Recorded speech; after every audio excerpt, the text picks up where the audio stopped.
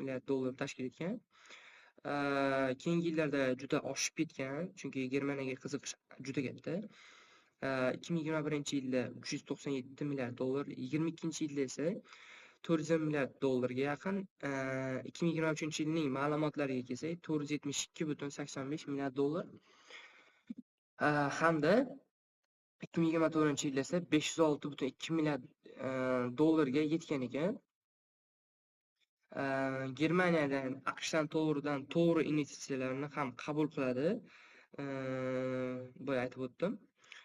Germaniya kuchli tomonlariga keladigan bo'lsak, rivojlangan sanoati, malakali ishchi kuchi va barqaror tizimi.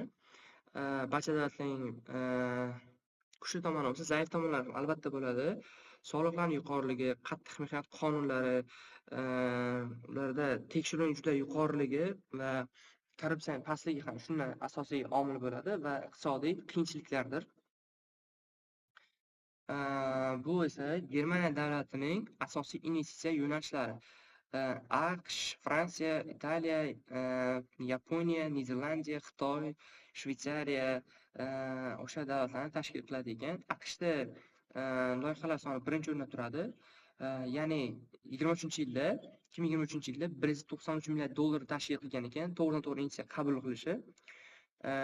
Niderlandiya esa bu taqriban 21% va 17% ga ega ekan. O'sha jami investitsiya vaqtining bu davlat ko'pincha o'tish nuqtasi hisoblanadi. Shveysariya va Buyuk Britaniya esa Yevropa ittifoqidagi tashqarida eng yirik investitsiya qatoriga kiradi. Har biri umumiy investitsiya zaxirasining taxminan 8% ni ta'minlaydi ekan. Bu grafikamizda ko'rib turibmiz. AQSh, Xitoy, Yevropa davlatlari va boshqa dunyoning boshqa davlatlari haqida ma'lumotlarni berib o'tganman. Xo'p.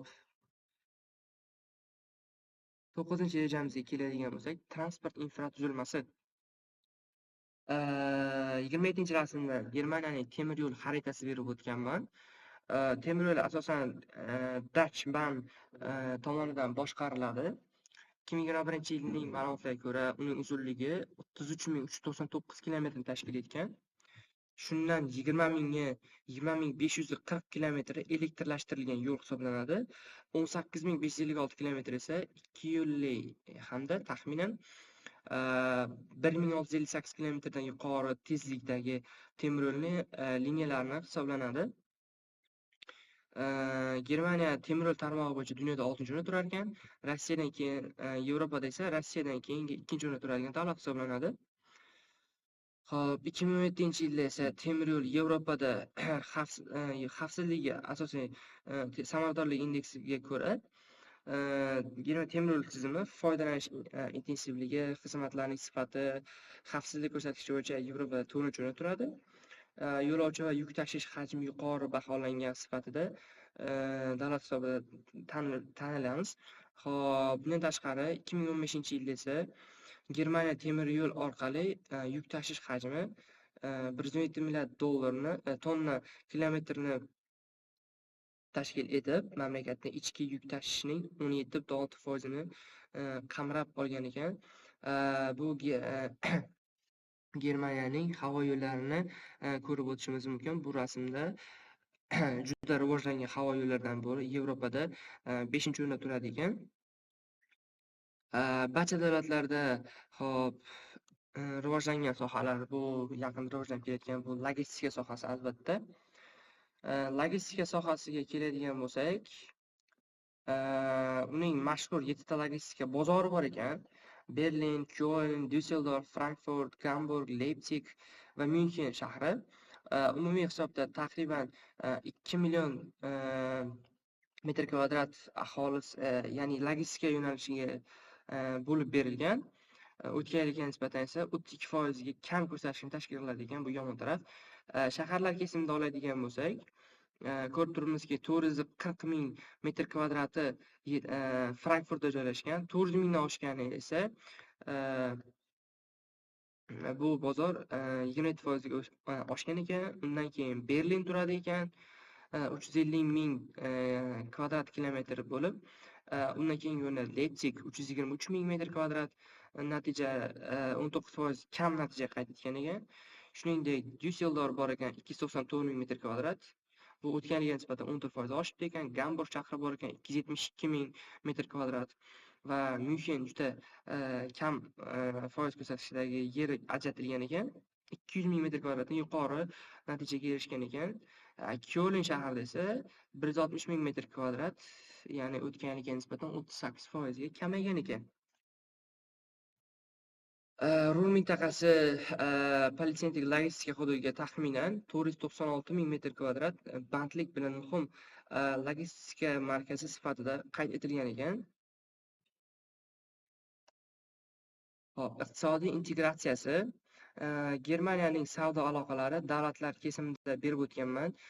Germaniyadan Niderlandiyaga 23 milliard dollar, Germaniyadan Avstriyaga 20 milliard dollar, Germaniyadan Fransiyaga 16 milliard dollar, Polshaga 15 milliard dollar, Shveysariyaga esa 15 milliard dollar iqtisodiy aloqalar bo'lgan ekan.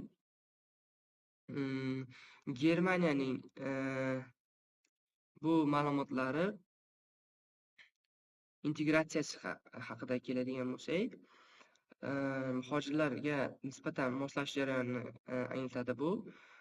Chunki muhojirlar tilni o'rganadi, ta'lim oladi, ish topadi, daromad qiladi. Bu 2005-yildan boshlab maxsus o'sha migrantlarga integratsiya kurslari ochib berilgan ekan. Bu statistik ma'lumotlarimizga ko'ra 2023-yilda esa 20 milliondan ortiq aholi migratsiya kelib chiqishiga ega bo'lib, bu umumiy aholining 24% tashkil qilyapti. Ularga demak integratsiya kurslarini o'tib berish kerak. Shu sababli mamlakat integratsiya siyosati ijtimoiy va iqtisodiy siyosatining muhim yo'nalishlaridan biri bo'lib hisoblanadi ekan. Germaniyada Yevropa ittifoqi va Yevrozona a'zosi bo'lib, yagona valyutasi yevrodan foydalanib bo'ladi aytdik. Eksportining taxminan 53% Yevropa ittifoqi davlatlariga to'g'ri kelgan va Yevropa ittifoqi ichki bozoriga chuqur integratsiyalashganini ko'rsatadigan statistika ekan. Shuningdek, 450 milliondan ortiq iste'molchi mavjud ekan. Mana bu 34-rasmga alohida e'tibor beramiz. Import va eksport porti 19% AQSh bilan kemalarning ba'zi bir qismlarini kelishib olishgan ekan. Eksporti qorasi eksporti 14%, import esa 19% tashkil qiladi ekan. Fransiya bilan esa 7,5% tashkil qiladi ekan. Bu yagona bozor tamoyillariga ko'ra xizmatlar, kapital va ishchi kuchining erkin harakatini ta'minlaydi, biznes to'siqlarini pasaytiradi va eksport-import operatsiyalari samaradorligi oshadi. Bu integratsiya Germaniyaning global savdo tizimidagi raqobatbardoshligini kuchaytiradi. Keyingi rejamizga keladigan bo'lsak,